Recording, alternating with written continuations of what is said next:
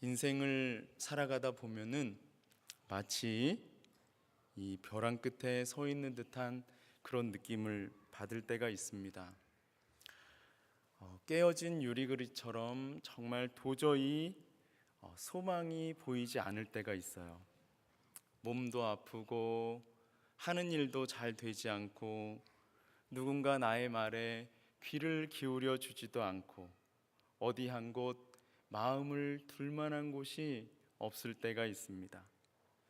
몸조차 말을 듣지 않아서 내 마음대로 할 수 있는 것이 정말 하나도 없을 때 인생이 완전히 절망과 어두움으로 뒤덮여 버린 것 같은 그런 느낌을 받을 때가 있습니다.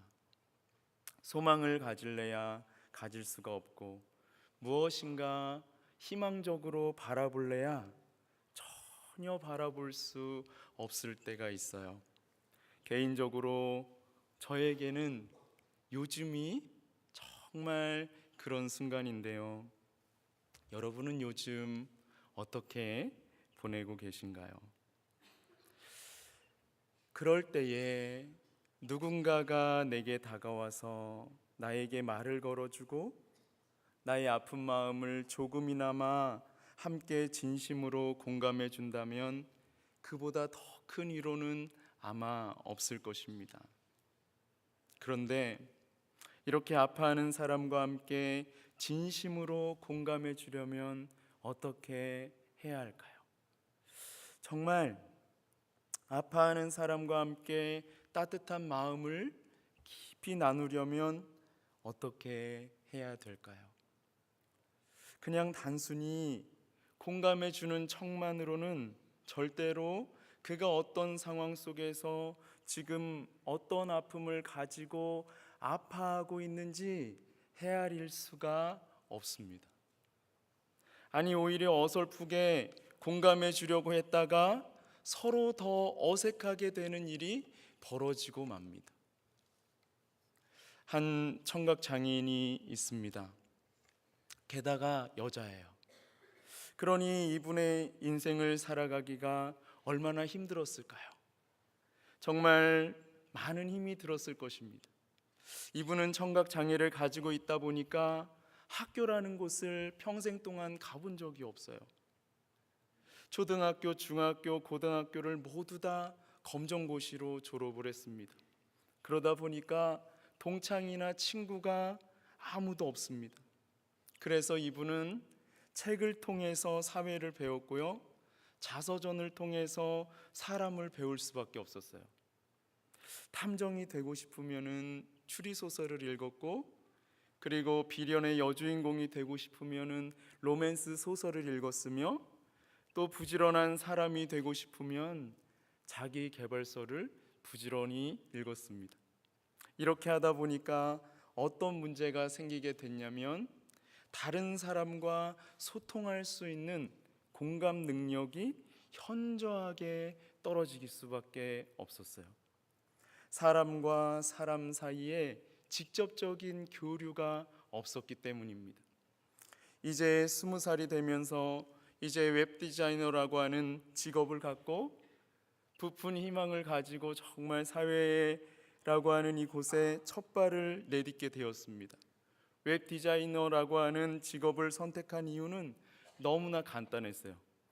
들리지 않으니까 사람들이 말하는 입모양을 어렵게 읽지 않아도 컴퓨터로 만들어낸 결과물만을 가지고 소통하면 되겠다 싶어서 웹 디자이너라는 길을 선택하게 된 것입니다.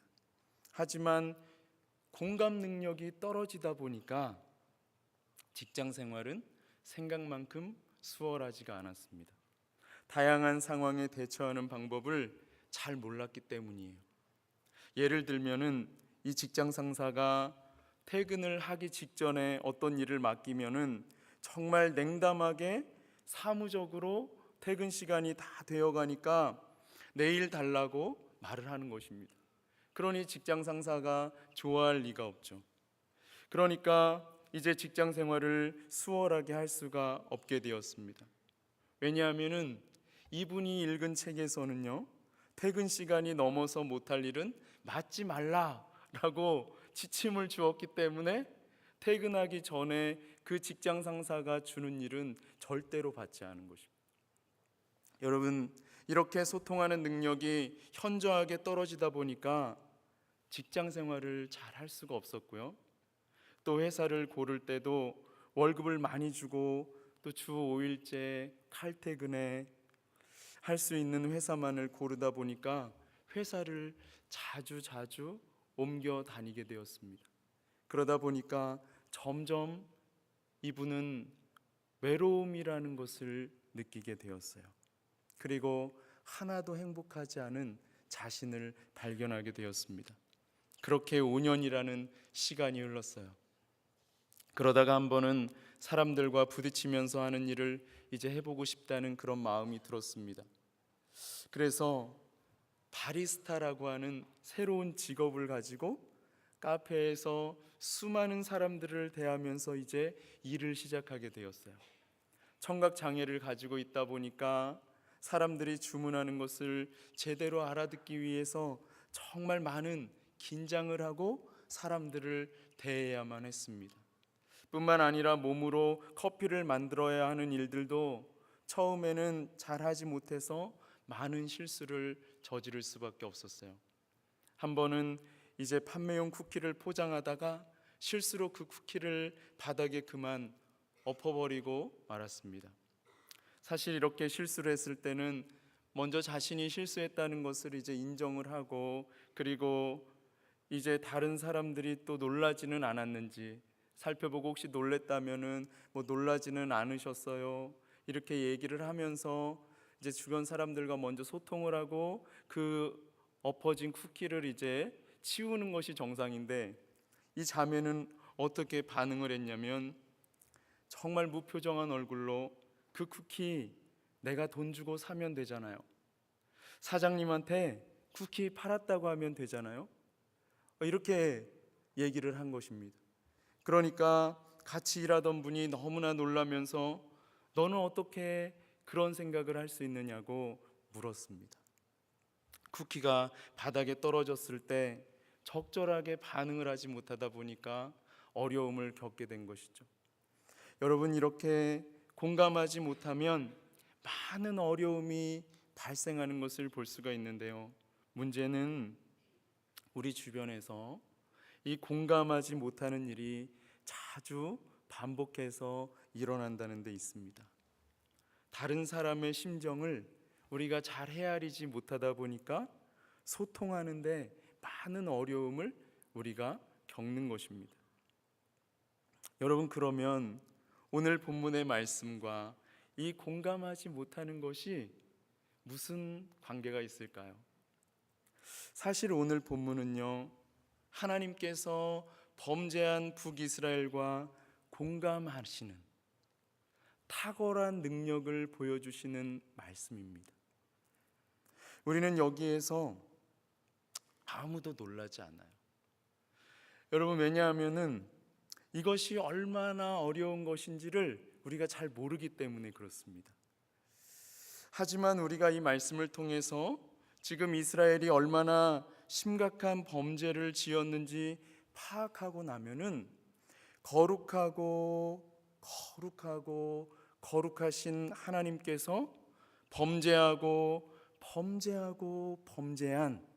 북이스라엘과 공감하셨다는 것 자체가 정말 놀라운 기적과도 같은 일이라는 것을 발견할 수밖에 없습니다.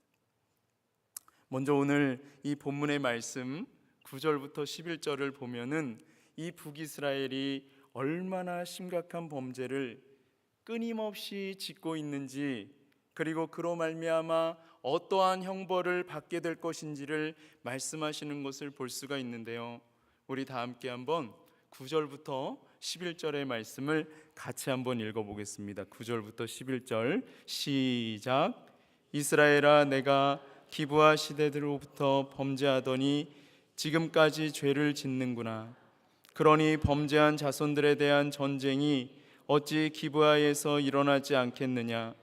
내가 원하는 때에 그들을 징계하리니 그들이 두 가지 죄에 걸릴 때에 만민이 모여서 그들을 치리라. 에브라임은 마치 길들인 암소 같아서 곡식 밟기를 좋아하나 내가 그의 아름다운 목에 멍에를 메우고 에브라임 위에 사람을 태우리니 유다가 밭을 갈고 야곱이 흙덩이를 깨뜨리리라. 아멘. 여러분, 우리가 이 말씀을 알면은 이 말씀에는 정말 아멘을 하고 싶지가 않습니다. 여러분, 지금 우리가 읽은 이 9절부터 11절의 말씀은 어떤 말씀일까요? 9절을 보시면 이 이스라엘이 기브아 시대부터 죄를 짓고 있는데 지금까지 계속해서 여전히 죄를 짓고 있다고 하나님께서 직접 말씀하시는 것을 볼 수가 있습니다.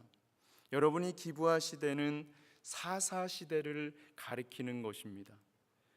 그러니까 아직 북이스라엘이 시작되기 이전부터 북이스라엘은 죄를 짓고 있었다고 하는 거예요. 그러면은 이 9절 말씀에 나오는 지금까지에서의 이 지금은 어떤 시대를 말씀하시는 것일까요?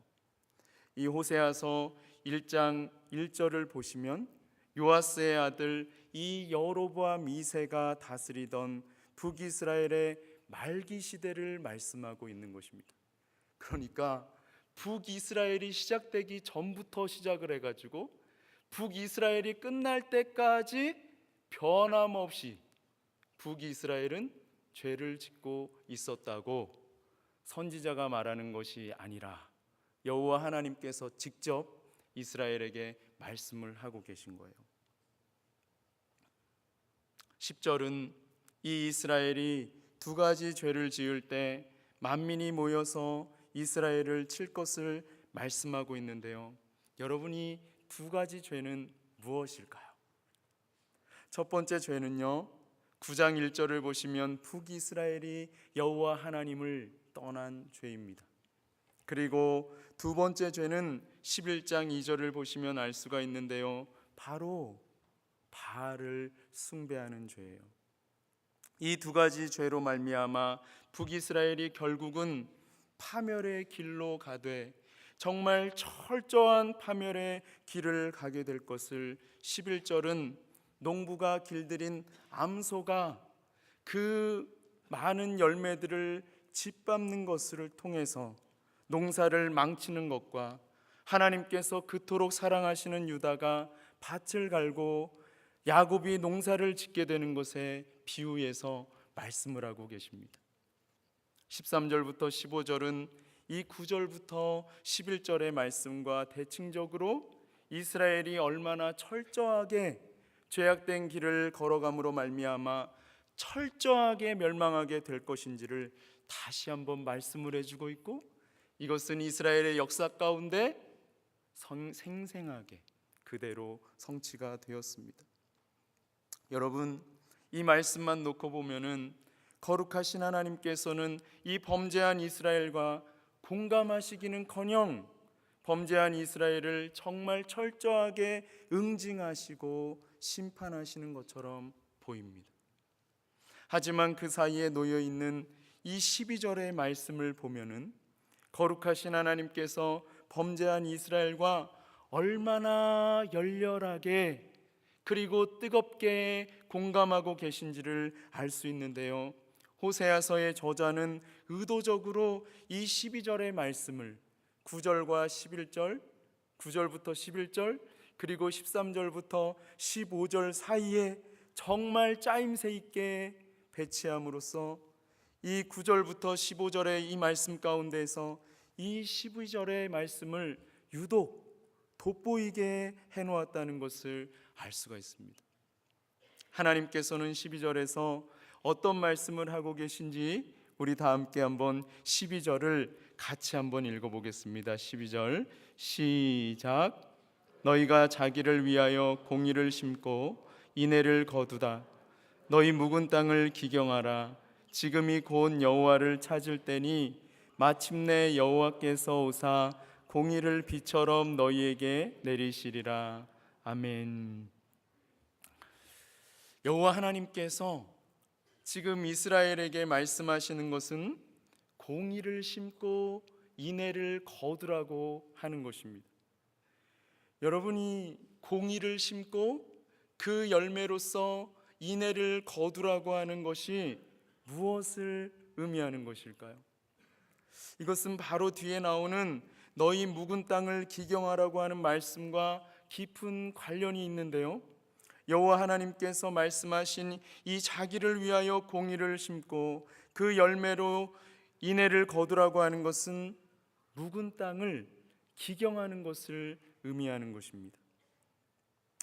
여러분, 우리 교회에 농사를 짓는 분들이 몇 분 계시는 것으로 제가 알고 있는데요, 2주 전에는 제가 그 집사님 댁에 가서 그 농장에서 이제 밥을 먹고, 그리고 또 이렇게 농사하시는 것도 이렇게 살펴보고 그리고 온 일이 있었는데요, 정말 그 모든 농지에 정말 빼곡하게 이것저것들을 굉장히 잘 심으셨더라고요. 농사를 정말 잘 지으시는 것을 보고 제가 돌아왔는데요, 여러분이 묵은 땅이라고 하는 것은 몇 년 동안 아니면 몇십 년 동안 농사를 짓지 않은 그런 땅을 말씀하는 것 아닙니까? 그러니까 그렇게 묵은 땅을 갈아엎어서 이제 농사를 짓는다고 하는 것은 사실 그렇게 쉬운 일이 아닙니다. 하지만 농사를 짓기 원한다면은 반드시 그 묵은 땅을 갈아엎어야 합니다. 그래야만 열매를 거둘 수가 있습니다. 농사를 짓기 위해서는 반드시 묵은 땅을 갈아엎어야 하듯이 하나님으로부터 죄사함을 받기 위해서는 반드시 여호와께 돌아가는 참된 회개를 해야 합니다. 하나님께로 돌아가는 참된 회개를 할 때 하나님으로부터 인애의 열매, 즉 죄사함의 열매를 우리는 거둘 수가 있습니다.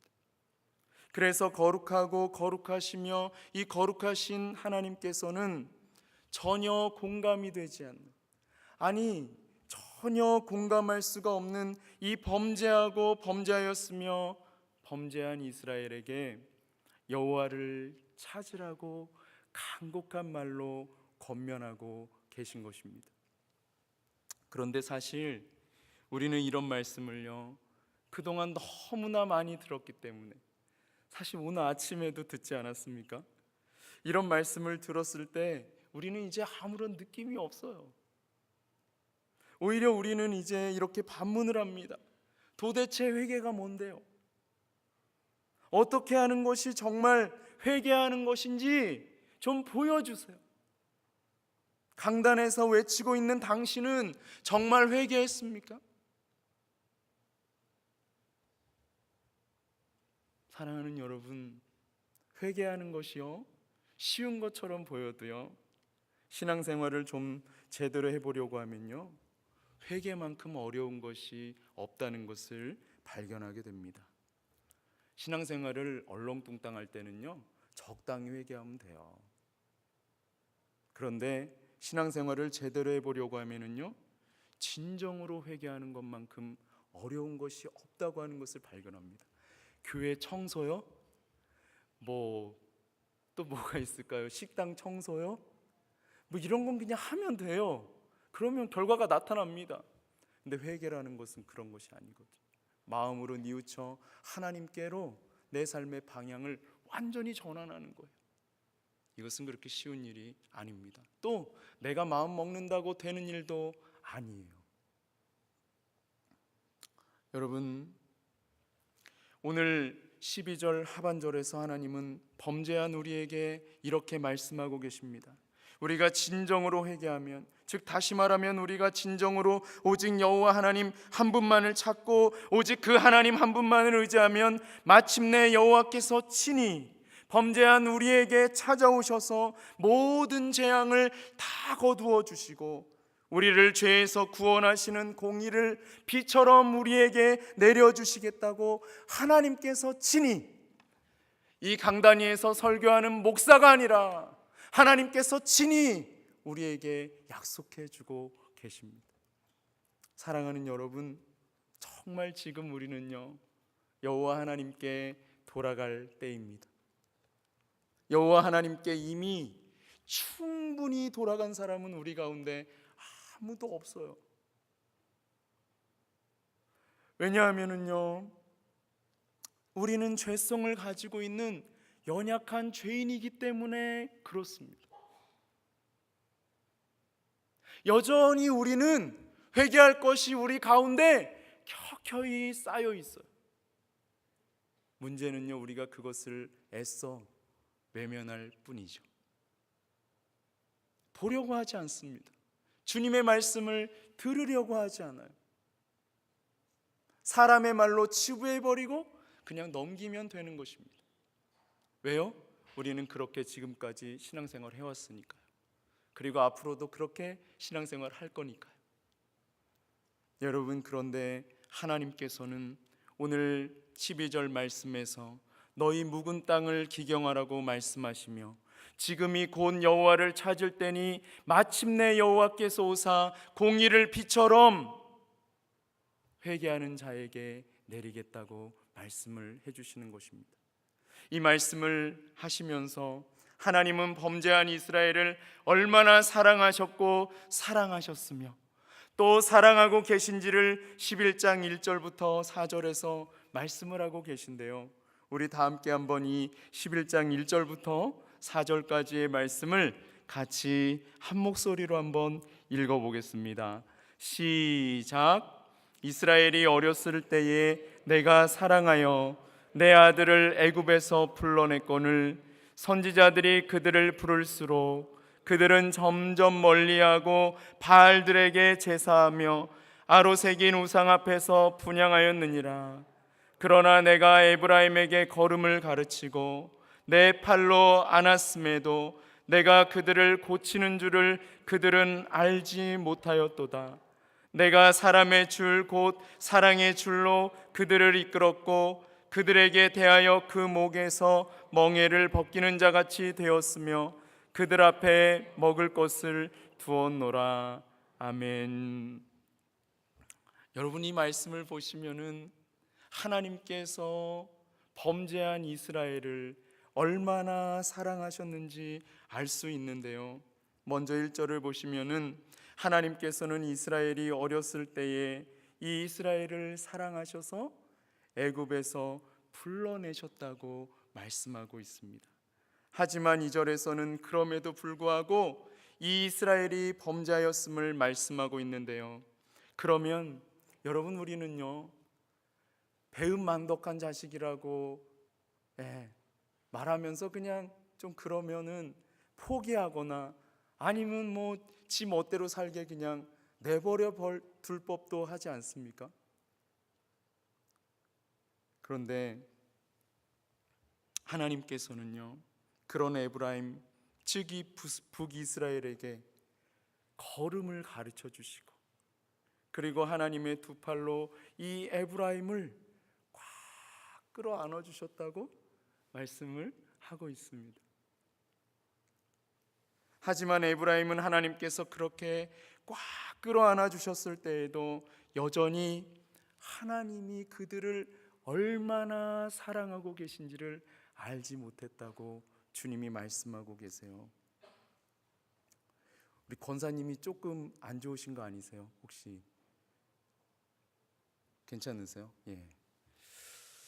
여러분, 여호와께서는 이 사랑의 줄로 그런 에브라임을 끝까지 이끌어 주셨고 그리고 그들의 목에서 멍에를 벗겨 주셨으며 그들 앞에 먹을 것을 놓아 주셨다고 말씀하고 있습니다. 여러분, 그렇습니다.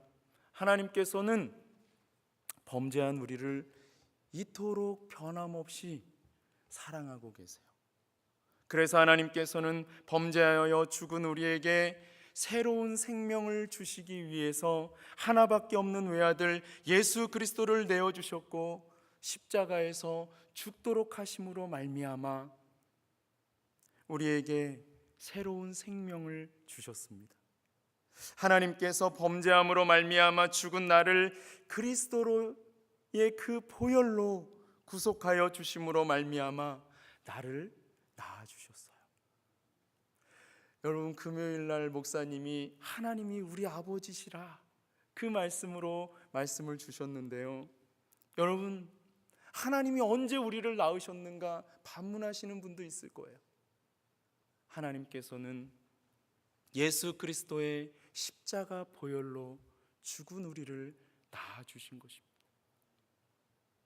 여러분, 뿐만 아니라 그 하나님께서는 연약한 우리를 지금도 여전히 책임지시고 돌보시며 우리의 앞길을 인도해 주시고 계십니다. 근데 문제는 뭐냐면은 우리가 생각하는 대로 인도해 주시는 것이 아니라 그보다 훨씬 더 좋은 방법으로 우리를 인도해 가고 계시기 때문에 우리는 그것을 잘 못 느낀다고 하는 것이죠. 내가 원하는 대로 인도해 주시지 않기 때문에. 여러분, 그런데 우리는 이 회개라고 하는 이 메시지를 너무나 당연하게 여기는 것처럼 완전하신 하나님께서 범죄한 우리를 변함없이 사랑하신다고 하는 이 엄청난 메시지도 너무나 당연하게 여기는 경향이 있습니다. 그렇다면 한번 생각해 볼까요? 완전하신 하나님께서요, 어떻게 범죄한 우리를 이해하시고 그리고 긍휼히 여기실 수가 있을까요? 완전하신데 불완전해서 범죄하는 그 인간을 어떻게 긍휼히 여기시고 이해하실 수가 있을까요? 여러분, 절대로 이해할 수가 없습니다. 아니, 이해할 수 없어야 정상입니다. 완전하신 하나님은 범죄한 적이 없으시기 때문에 그래요. 죄를 알지도 못하시는 분이 어떻게 죄에 빠진 연약한 인간을 긍휼히 여기시고 불쌍히 여기실 수가 있을까요? 사실 완전하신 하나님께는 죄가 전혀 없기 때문에 한 죄를 지을 가능성이 0%이신 이 하나님께서 어떻게 죄를 지을 가능성이 100%인 이 불완전한 인간을 그렇게 완전하게 이해하시고 용납하시며 사랑하실 수가 있는 것일까요? 그래서 하나밖에 없으신 완전하신 그 아들 예수 그리스도를 우리에게 보내주실 수 있는 것일까요? 여러분, 그런데 하나님께서는 그런 우리를 용납하시고 품으시는 것을 오늘 말씀을 통해서 확인할 수가 있습니다. 완전하신 하나님께서는 우리의 연약함을 100% 공감하시기 때문이에요.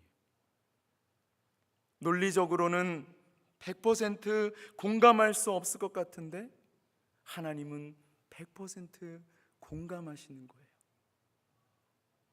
하나님은 나를 지으신 아버지이시기 때문에 내가 연약하고 불완전한 것을 인격적으로 이해하고 계신 것입니다. 여러분, 우리는요, 서로 입장이 다를 때 상대방을 이해하고 공감하는 것이 정말로 어렵다는 것을 잘 알고 있어요. 이건 생득적인 것입니다. 여러분, 이렇게 말합니다. 우리는 나는 되는데 너는 왜 안 돼? 왜 그걸 못해? 그렇게 쉬운 걸 왜 못해? 우리는 이렇게 얘기해요. 왜요? 나는 잘 되거든요. 그러면서 막 나무라고 꾸짖습니다. 여러분, 그게 우리의 모습이에요. 여러분, 제가 아내하고요, 이 말씀을 묵상하는 것을 가지고 이야기를 나눌 때 아내는 늘 저에게 동일한 얘기를 해요. 이사야서 말씀을 묵상하는데 너무나 어려웠다고 하는 거예요. 그럼 저는 어떻게 물을까요? 아내한테 정말 어려웠지? 이렇게 묻지를 않는다고 하는 것입니다. 저는 저의 입장에서 제가 이사야서 말씀 읽을 때는 그렇게 어렵지 않거든요. 왜냐하면 이미 이사야서에 대한 여러 가지 많은 배경 지식들을 가지고 있기 때문에 그 본문의 말씀을 충분히 이해할 수가 있는 거죠. 그러다 보니까 아내가 어렵다고 하면은 정말 어렵지? 이렇게 얘기하는 게 아니라 왜 그게 어렵냐고, 왜 그게 이해가 안 가냐고, 이걸 모르겠어 이거를? 이렇게 얘기를 한다는 것입니다. 여러분, 그게 우리의 모습이에요. 삶의 자리에서 나타나는 저만 그런가요, 여러분? 우리들 일반적으로 다 그렇습니다. 여러분은 얼마나 이 아버지 하나님의 마음을 깊이 공감하고 있으십니까?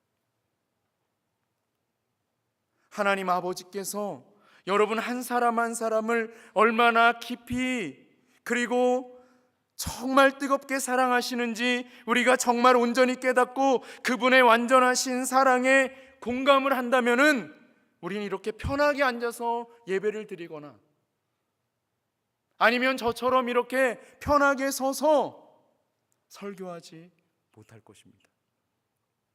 아니, 정말 편안한 삶을 추구하거나 행복한 삶을 추구하는 삶을 살아갈 수가 없을 거예요.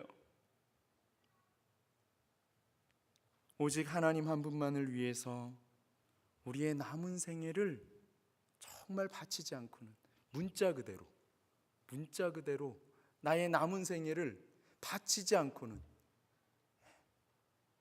살아가지 않을 수가 없을 것입니다.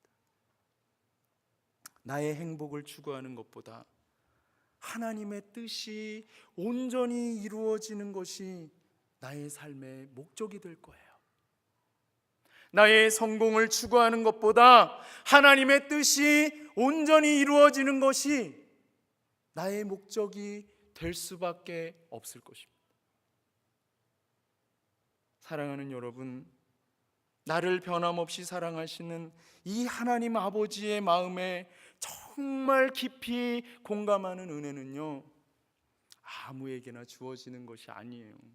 이 자리에 계신 여러분 모두에게 저는 이 은혜가 있기를 원하지만 이 은혜가 여러분 모두에게 있는 것은 절대 아닙니다.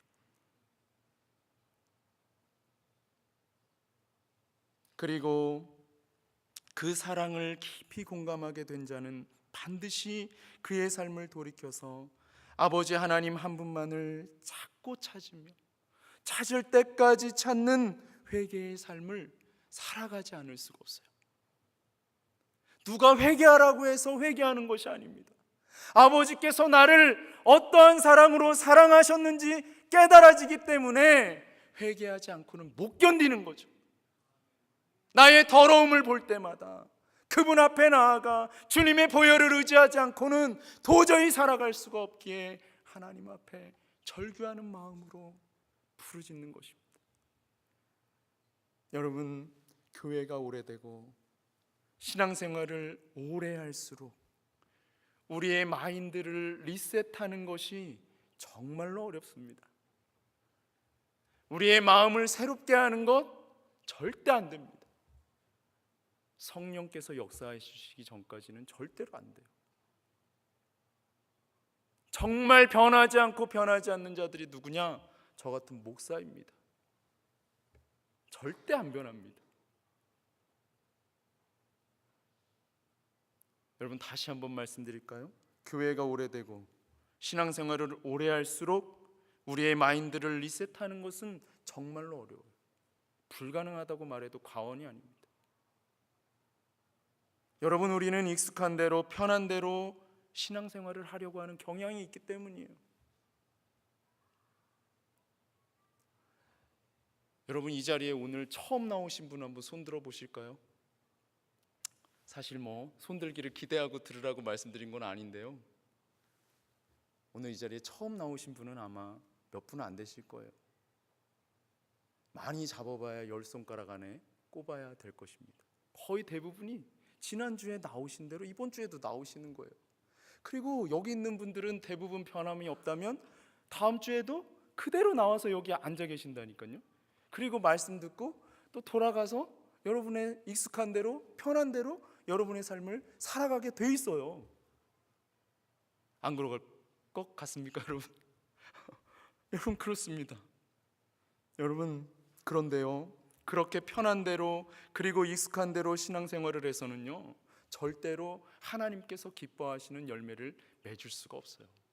신앙생활은요, 불편한 것을 감수하고 그리고 익숙하지 않은 방법으로 즉 다시 말하면 나를 쳐서 하나님의 말씀 앞에 복종시킬 때만이 열매가 맺히는 거예요.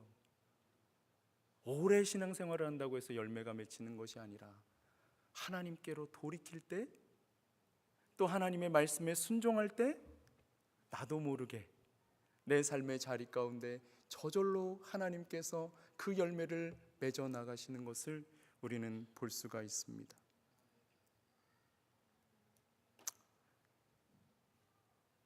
여러분, 정말 그러므로 오늘 이 설교를 마치면서 제가 정말 바라옵기는 하나님께서 베풀어 주시는 그 놀라운 은혜를, 정말 하나님께서 우리를 얼마나 사랑하시는지 깊이 깨닫는 은혜를 하나님께서 하늘로부터 우리에게 부어주시는 그 은혜가 우리 각 사람에게 임하게 되는 귀한 역사가 일어나기를 원합니다. 그래서 정말 누구의 시선을 의식하고 누구의 말 때문에 그게 두려워서